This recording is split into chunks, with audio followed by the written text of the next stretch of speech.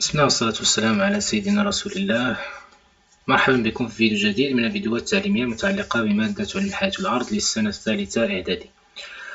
Donc bonjour à tout le monde, dans cette vidéo on va entamer le dernier chapitre, le chapitre 4, intitulé l'excrétion urinaire.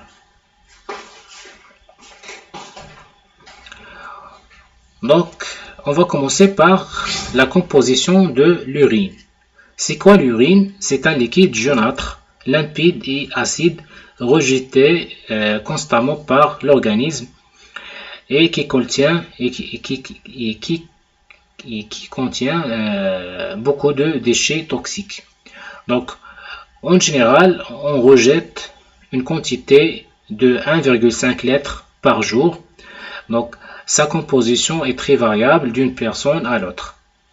Voici un tableau qui représente les réactifs utilisés pour mettre en évidence la composition et pour identifier la composition de l'urine. Par exemple, pour mettre en évidence l'eau, on utilise le chauffage et on constate la présence des gouttelettes d'eau. Pour mettre en évidence la présence des sels de chlorure, on utilise l'argent de nitrate. Et on constate à la fin de l'expérience un précipité blanc qui noircit à la lumière. Donc dans l'urine, il y a des constituants normaux et il y a des constituants anormaux. En ce qui concerne les constituants normaux qui se trouvent dans l'urine, il y a l'eau, des déchets azotés toxiques comme l'urée, l'acide urique et l'ammoniac. Il y a aussi les ions minéraux, les sels minéraux, comme les sels de chlorure, sulfate, phosphate, etc. Il y a la créatinine. En ce qui concerne les constituants anormaux qui se trouvent au niveau des urines chez les personnes malades, il y a les protéines. Donc, les protéines indiquent qu'il y a une lésion des néphrons. On va voir par la suite qu'est-ce que ça veut dire les néphrons. Il y a aussi, en cas de présence de glucose, donc cela signifie qu'il y a une diabète sucrée chez cet individu-là. Donc, maintenant on va voir l'organisation de l'appareil urinaire. L'appareil urinaire chez l'homme, il est formé des organes suivants. Il y a 2 reins qui produisent en permanence l'urine. Et il y a les voies urinaires qui assurent l'élimination de l'urine vers l'extérieur. Donc, le schéma suivant, c'est un schéma qui représente l'appareil urinaire chez l'homme et chez la femme. Donc, le rôle de chaque structure. Le rôle des reins, c'est la production de l'urine. Et plus précisément, c'est la purification du sang.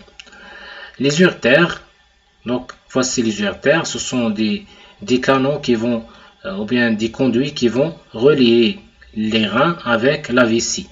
Donc les uretères, donc ils conduisent l'urine, des reins vers la vessie. Et la vessie, c'est le lieu de stockage et d'accumulation de l'urine.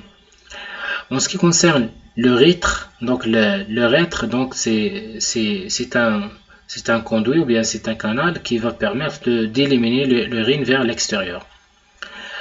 L'artère rénale et la veine rénale, ce sont des vaisseaux sanguins qui vont transporter le sang au niveau des reins.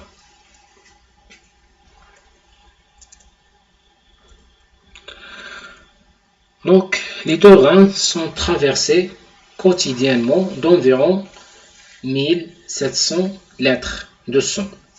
Autrement dit, les 5 litres de sang que contient notre organisme traversent les reins 330 fois par jour. Au niveau des néphrons, donc avant de traiter les néphrons, il faut savoir que chaque rein est constitué d'environ 1 million de néphrons. Donc, quels sont les néphrons? Les néphrons, ce sont des unités structurelles et fonctionnelles des reins, c'est-à-dire au niveau des néphrons, on aura la filtration et la purification du sang. Donc au niveau des néphrons, les constituants de l'urine sont extraits du sang.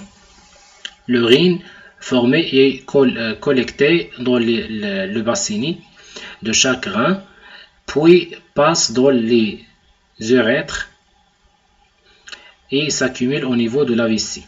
Et elle va évacuer vers l'extérieur à travers l'urètre. Donc, maintenant, on va passer vers l'organisation des reins. Donc, on voit ici, les reins, ils sont constitués par un cortex rénal et aussi par des parties qui se trouvent en profondeur. Donc, au niveau du cortex rénal, on trouve les néphrons. Donc, voici un schéma d'un néphron. Donc, le néphron, il est constitué par glomérule rénal. Dans le glomérule rénal, on trouve des vaisseaux sanguins. Et aussi, il y a des tubes contournés proximal et des tubes contournés distal. Et il y a aussi des capillaires sanguins et qui se terminent par des tubes rénaux collecteurs. Chaque rein comporte environ d'un million de néphrons. Un néphron, c'est un long tubule comportant 3 régions. La capsule de Bowman, le tubule rénal et le canal collecteur. En ce qui concerne les étapes de la formation de l'urine, il y a 3 étapes. Ou bien l'urine est formée par 3 processus. Donc la première étape, c'est ce qu'on appelle la filtration glomérulaire. La deuxième, c'est la réabsorption. Et la troisième, c'est la sécrétion et l'excrétion. Donc, commençons par la première partie, ou bien la première étape. C'est la filtration glomérulaire.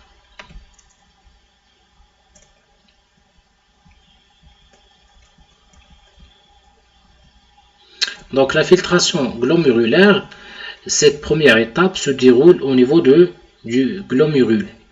Ce dernier filtre le plasma sanguin en provenance des capillaires et produit une urine primitive donc déversée dans la partie supérieure du tube urinifère.